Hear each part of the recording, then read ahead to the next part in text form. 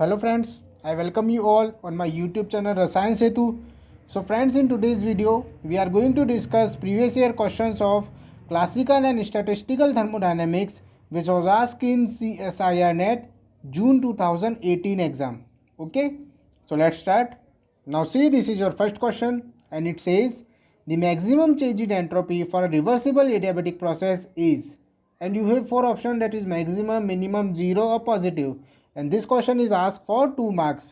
So friends, आपको एक adiabatic reversible process में चेंज इन एंट्रोपी फाइंड करनी है. वो मैक्सिमम होगी, मिनिमम होगी, जीरो होगी या पॉजिटिव होगी. ओके, 2 मार्क्स का क्वेश्चन है ये. चलिए देखते हैं.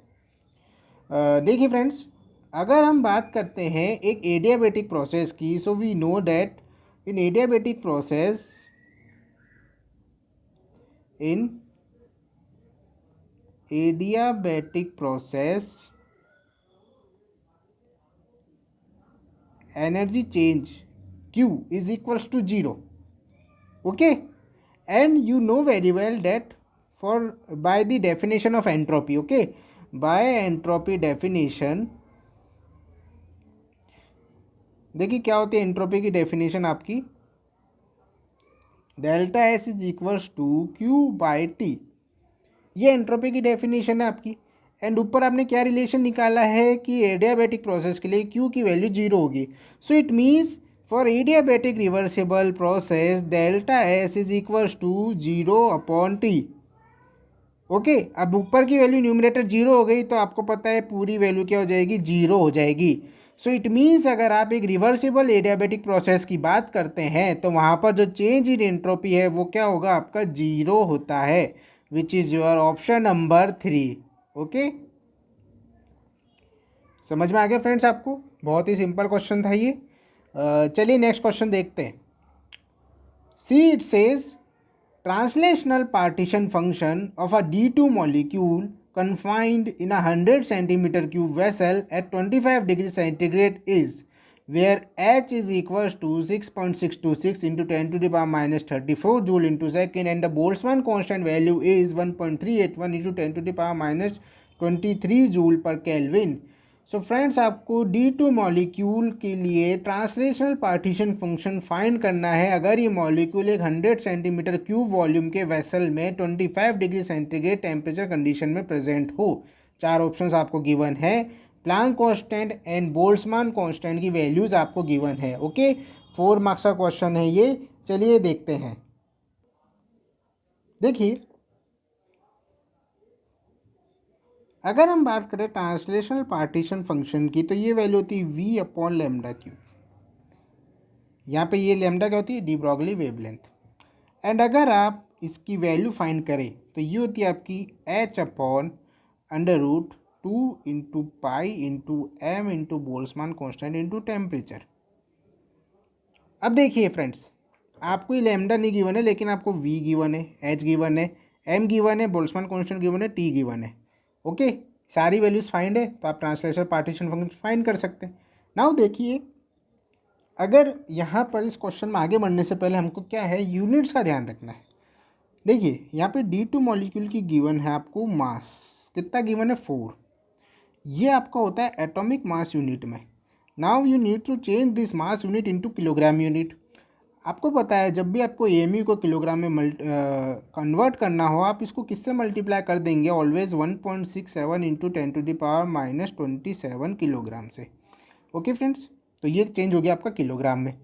नाउ देखिए, जो दूसरी यूनिट आपको चेंज करनी है वो क्या करनी है, टेम्परेचर. टेम्परेचर देखिए आपको किस में गिवन है, 25 डिग्री सेंटीग्रेड गिवन है एंड आपको इसको चेंज करना है केल्विन में. सो ये आपको जगह 298 केल्विन.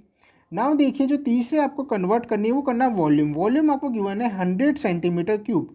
100 सेंटीमीटर क्यूब को आपको मीटर क्यूब में कन्वर्ट करना है तो ये आपको हो जाएगा 10 to the power minus 4 metre cube. Okay, so अब आपने क्या किया, सारी यूनिट्स को कन्वर्ट कर लिया. अब एक एक करके आप क्या करिए, वैल्यूज़ को रखते हैं. जैसे सबसे पहले आप डी ब्रॉगली वेवलेंथ फाइंड करेंगे. अब देखिए एच की वैल्यू कितनी गिवन है, क्वेश्चन में गिवन है 6.626 into 10 to the power minus 34. Okay, now under root 2 into pi 3.14 into M. M को आपने कन्वर्ट किया है, that is 4 into 1.67 multiplied by 10 to the power minus 27. Okay, into Boltzmann constant की value क्या given है question में आपको 1.38 into 10⁻⁻23 into temperature that is 298। सारी वैल्यूज़ क्या करिए आपने रख दी।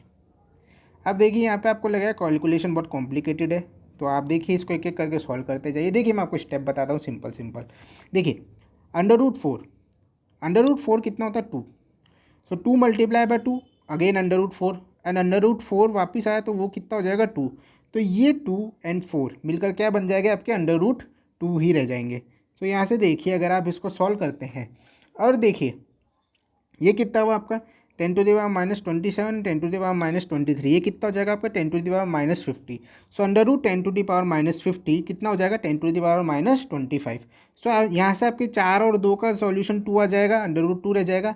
10⁻⁻27 एंड 10⁻⁻23 को जब आप ऐड करेंगे वो होगा 10⁻⁻50 एंड अगेन अंडर रूट 10⁻⁻50 कितना रहेगा 10⁻⁻25। ओके, सो देखिए एक एक करके वैल्यू रख दीजिए दोनों। 6.6 इंटू 10⁻⁻34 अपॉन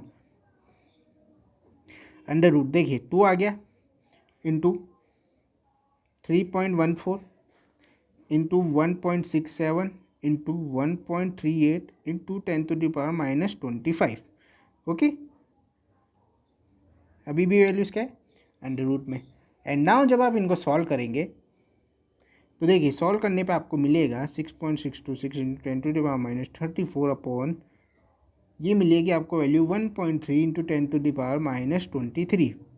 10⁻⁻23 डिनोमिनेटर में न्यूमरेटर में जाएगा 10⁻23 हो जाएगा। सो -34 एंड +23 कितना बचेगा आपके पास -11 एंड 6.626 डिवाइडेड बाय 1.3 कितना जाएगा आपके पास 5.05। सो 5.05 मल्टीप्लाई बाय 10⁻⁻11 मीटर। ये आपको मिली क्या डी ब्रॉगली वेवलेंथ मिल गई। ओके, समझ में आ गया फ्रेंड्स। नाउ देखिए अब आप इस वैल्यू को क्या रख दीजिए ट्रांसलेशन पार्टीशन फंक्शन के फॉर्मूला में विच इज़ v/λ3। नाउ देखिए v क्या था, हमने 100 सेंटीमीटर क्यूब था एंड हमने उसको कन्वर्ट किया था किसमें मीटर में, मीटर क्यूब में। तो ये थी आपकी 10⁻⁻4 अपॉन देखिए ये आ जाएगा आपका 5.05 मल्टीप्लाई बाय 10⁻⁻11 की पावर क्यूब। नाउ देखिए फ्रेंड्स अगर आप इसको सॉल्व करते हैं तो 10⁻⁻4 अपॉन 5.05 की power cube, it means 5.05 multiply by 5.05 multiply by 5.05, ये आपकी वैल्यू आती है 128.78 इंटू 10⁻11 की का होल क्यूब कितना होगा आपका 10⁻⁻33। ओके, ये मल्टीप्लाई हो जाती है आपकी। ओके, सो ये आपके आ गया 10⁻⁻33। नाउ देखिए इसको आप आगे सॉल्व करिए। अगर आप इसको सॉल्व करते हैं फ्रेंड्स तो देखिए आपको क्या मिलता है। देखिए यहाँ से अगर आप ये 0 हटा देंगे, ठीक है, तो ऊपर कितना चला जाएगा 100। सो ये वैल्यू सॉरी 0 नहीं हटाना आपको 1, ये 1/128.78 ही करेंगे। सो इसको आप जब सॉल्व करते हैं तो आप इसको सॉल्व करने के लिए क्या कर दीजिए यहाँ पे 100 इंटू 10⁻⁻6 अपॉन 128.78 इंटू 10⁻⁻33 ऐसे कर लीजिए। ओके, इसको आप चेंज कर लीजिए, यहाँ पे 2 जीरो और बढ़ा दीजिए साथ में, तो 100 इंटू 10⁻⁻6 हो जाएगी ये वैल्यू। ठीक है ना, अब ये सॉल्व करने में ईजी रहेगा। 100 डिवाइडेड बाय 128.78, इसकी वैल्यू आपको मिलती है 0.7764 एंड देखिए 10⁻⁻6 अपॉन 10⁻⁻33, जब ये न्यूमिनेटर में जाएगा तो ये हो जाएगा 10⁻33 एंड 33 - 6 कितना कितना बचता है आपके पास 27। तो ये आपके पास आ गया 10⁻27। ओके, नाउ देखिए अब आपसे क्या पूछा है आंसर। देखिए अगर आप चारों ऑप्शन देखें तो वहाँ पे आंसर अलग क्वांटिटी में, तो ज़्यादा कुछ नहीं, आपको क्या करना है एक पॉइंट आगे बढ़ा दीजिए तो QT आपका हो जाएगा देखिए 7.764 को आप राउंड फिगर में 8 भी लिख सकते एंड एक पॉइंट यहाँ पे बढ़ा तो यहाँ पे एक पॉइंट कम हो जाएगा तो 10⁻26 रह जाएगा। Okay, so your translation partition function value will be 7.8 into 10⁻26 इस तरह से होगा, विच इज़ योर ऑप्शन नंबर 3 दिख रहा है आपको कॉर्नर में question friends. Okay, option number 3 क्या होगा इस क्वेश्चन का राइट आंसर। देखिए एक बार फिर से देख लीजिए आप, थोड़ी सी लंबी कैलकुलेशन वाला प्रोसेस था लेकिन ईजिली सॉल्व हो जाएगा, डायरेक्ट फार्मूला बेस्ड क्वेश्चन है ये। Okay friends, so I hope आपको ये क्वेश्चन समझ आ गया होगा। नाउ चलिए नेक्स्ट क्वेश्चन देखते हैं। See it says at 300 Kelvin the thermal expansion coefficient and the isothermal compressibility of liquid of water are 2 into 10 to the power minus 4 per Kelvin and 5 into 10 to the power minus 5 per bar respectively. Curl U upon curl V at constant temperature in kilobar for water at 320 Kelvin and 1 bar will be, and you have 4 option. Friends आपको देखिए thermal expansion coefficient and isothermal compressibility factor given है and आपको इसकी help से क्या find करना है, curl you upon curl we at constant temperature in units kilo bar में फाइंड करना है वाटर का. इसके लिए जो टेम्परेचर है वो गिवन है 320 केल्विन एंड जो प्रेशर गिवन है 1 बार गिवन है. 4 ऑप्शन भी गिवन है. 4 मार्क्स का क्वेश्चन ये. ओके चलिए देखते हैं. देखिए थर्ड क्वेश्चन आज का. देखिए अगर आप बात करते हैं आपको जो गिवन है, सबसे पहले देखिए क्या गिवन है, थर्मल एक्सपेंशन कोफिशिएंट. इसका जो आपको पता है साइन होता है अल्फा. इसकी वैल्यू कितनी दिख रही है आपको, 2 multiply by 10 to the power -4 पर केल्विन. ओके ये आपको दिख रही है. नाउ देखिए दूसरा जो thermal isothermal compressibility of liquid compressibility factor that is beta, ये कितना गिवन है आपको, 5 multiply by 10 to the power -5 पर बार. ये दोनों वैल्यूज़ आपको गिवन है. ओके नाउ अब देखिए फ्रेंड्स, अगर आपको पता है जो अल्फा होता है उसका फॉर्मूला क्या होता है, 1/v curl v upon curl t at constant pressure. And जो बीटा होता है आपका उसकी वैल्यू होती है -1/v curl v upon curl p eight constant temperature. Okay friends. And अगर आप बात करते हैं फ्रेंड्स इन दोनों के रेशो की, सो अल्फा अपॉन बीटा का जो रेशो आता है वो आता है आपका curl p upon curl t. ये 3 चीज़ें आपको फ्रेंड डायरेक्ट ध्यान रखनी है. अल्फा का फॉर्मूला, बीटा का formula and alpha upon beta का ratio curl p upon curl t, क्योंकि आगे ये क्वेश्चन में काम आएगा. अब देखिए कैसे काम आएगा वो हम समझते हैं. देखिए आपको क्या फाइंड करना है क्वेश्चन में. क्वेश्चन में जो फाइंड करना है आपको curl u upon curl v eight constant temperature, ये आपको फाइंड करना है. अब देखिए फ्रेंड्स आपको पता है कि जो first thermodynamic equation of state होती है, so from first thermodynamic equation of state वो क्या होती है आपकी,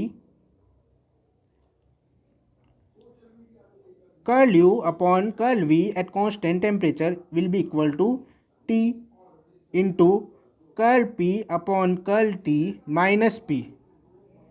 ओके फ्रेंड्स ये आपकी क्या होती है, first thermodynamic equation of state. अब देखिए आप ये वैल्यू आपको गिवन है, ये वैल्यू आपको फाइंड करनी है क्वेश्चन के अकॉर्डिंग. तो देखिए टी आपको गिवन है, क्वेश्चन में कितना गिवन है, टी जो गिवन है 320 केल्विन गिवन है वाटर का. पी गिवन है, कितना गिवन है, 1 बार गिवन है. And curl P upon curl T मैंने अभी आपको बताया अल्फा अपॉन बीटा का रेशो, तो यहाँ पर आप अल्फा अपॉन बीटा भी लिख सकते हैं. ठीक है. सो चलिए एक एक करके वैल्यू प्लेस कर दीजिए आप. Curl you upon curl we at constant temperature will be equal to 320 kelvin into alpha upon beta. Alpha की वैल्यू कितनी है, 2 into 10 to the power -4 upon beta 5 into 10 to the power -5 and ये आपके हो गया -1. नाउ देखिए अगर जब आप इसको सॉल्व करते हैं ये आपके आता है 320, ये वैल्यू पूरी आती है आपकी 4, 320 इंटू 4 -1. सो ये वैल्यू आपके पास बची 1280 -1 विच इज़ इक्वल्स टू 1279 बार. देखिए ये वैल्यू आपकी आई है बार में, 1279 बार. ओके एंड अगर आप देखें क्वेश्चन में, तो आपको क्वेश्चन में जो आंसर बताना है वो किस में बताना है, किलो बार में बताना है. सो कुछ नहीं करिए आप इसको 1000 से डिवाइड कर दीजिए, तो ये आपका ऑलमोस्ट इक्वल आ जाएगा किसके, 1.2 किलो बार के, विच is your option number second. देख लीजिए आप क्वेश्चन दिख रहा है आपको कॉर्नर में. Okay which is your option number second that is 1.2 kilo bar. इस तरह से सॉल्व होगा ये. ओके वापस देख लीजिए आपको क्या अल्फा बीटा की values formulas and alpha upon beta का रेशो पता होना चाहिए. उसके बाद आप first thermodynamic equation of state use करके क्या करेंगे, curl you upon curl T curl you upon curl we at constant temperature find कर लेंगे. ओके दिख रहा है आपको ये इस तरह से, बहुत ही सिंपल कैलकुलेशन है. ओके सो फ्रेंड्स ये थे आपके क्वेश्चन जो जून 2018 में थर्मोडायनामिक्स टॉपिक से पूछे गए थे एंड आई होप आपको अच्छे से समझ आए होंगे. एंड फिर भी किसी भी तरह की डिफ़िकल्टी आए तो प्लीज़ कमेंट सेक्शन में आके ज़रूर पूछिए. So thank you friends, thank you for watching.